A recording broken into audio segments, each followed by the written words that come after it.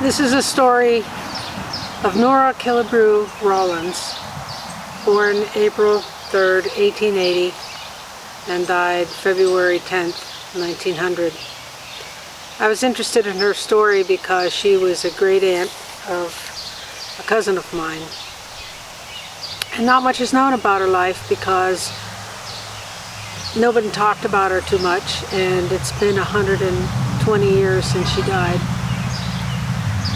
Nora was born to William and Nora Killebrew in Montgomery County, Tennessee.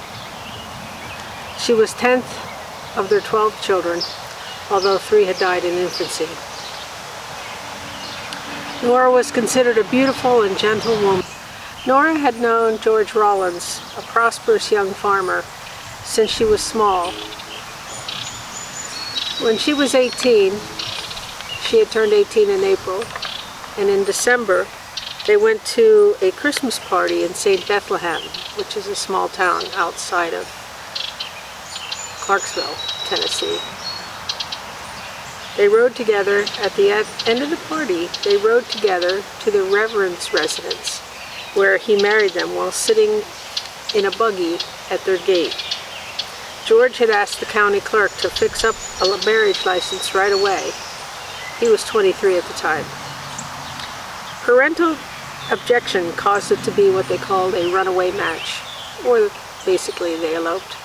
I imagine she chose Christmas Day to do it, since they went to a Christmas party and she could wear her finest dress without being under suspicion that something was amiss.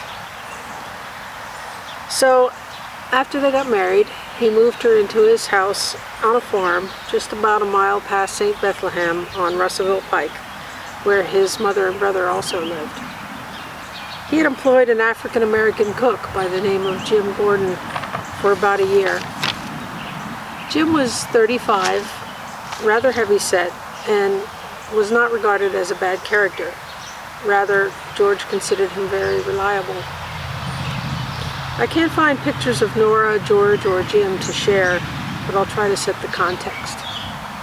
In 1900, President William McKinley was in his second term. The Second Boer War was going on in South Africa. Tensions were high between Britain and Germany regarding a naval arms race, and the first modern-era Olympic Games were scheduled to be held in Paris. On the morning of February 10th, 1900, George rose just after daybreak, which was his custom, and he made a fire in his room. He left Nora sleeping in bed and went to his stable, a short distance north of the house, to feed livestock.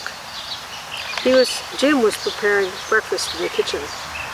And George had planned to visit neighbors that day, so George was in a really good mood. As he returned, whistling and happy, to the house, just as he stepped inside the front gate, 20 steps from the house, he heard his wife scream. He bounded forward, and as he entered the front door, he saw Jim glide from the head of his wife's bed and flee through the dining room. George called to Nora, but was answered only by a gurgling sound. He knew the worst. George dashed after Jim, grabbed his shotgun in the dining room, raised it to his shoulder, and fired at Jim, who was just going through the door at the far end of the room, leading to the backyard. The shot missed and struck the woodwork on the door, tearing off a portion. George ran to the door and, raising his shotgun, fired at close range. He hit Jim in the neck, and he died within minutes. But George leapt on Jim and used his gun as a club, striking him on the head and cleaving his skull. He hit him again, and the stock of the gun snapped. George flung his gun down and ran back to the bed, where he found Nora, dead, her neck slit, and the pillow soaked in blood. Jim had made one stroke from left to right, going low and all the way to the vertebrae. George's mother, who was sick and deaf, did not hear anything. His 17-year-old brother had been awoken by Nora's screams, but before he could realize what was occurring, he heard 2 shots ring out, and that's all he knew. They had discovered that Jim had killed Nora for money. About 2 weeks prior, George sent Jim into his wife's room with an armful of wood. He encountered Nora counting money between $70 and $80. She asked George to deposit in the money in the bank, as she was afraid of Jim at that point. She said Jim looked at her when he saw the money in a way that made her flesh creep. The day before, George had gone down to town and deposited the money, resolved that he would keep little money in the house because his wife was now afraid. Nora's purse, which he had normally kept under her pillow, was found on Jim, containing between $7 and $8. Jim had apparently planned the crime, since he wrapped his right arm with a heavy red table cover to protect it from blood. He also used a backward curing tobacco knife, like a butcher knife, which he had ground as sharp as a razor. Her funeral was attended by the largest crowd in the history of Montgomery County, with about 1,000 people in attendance. Stricken, George was led from the scene by his physicians. He decided to leave his farm forever, and he moved in with his grandmother and then his father. No inquest was held, and Jim's body was buried by the county.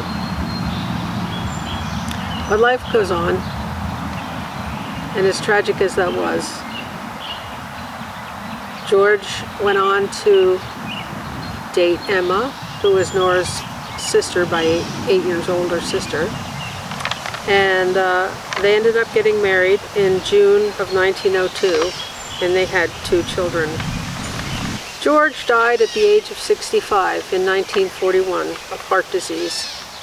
Emma died in 1944 at the age of 77 of stomach cancer. They're both buried in the Greenwood Cemetery in Clarksville, Tennessee. Nora is buried in the Killebrew Cemetery in Clarksville, Montgomery County. Gone but not forgotten. Please be respectful in the comments, as there are relatives and descendants.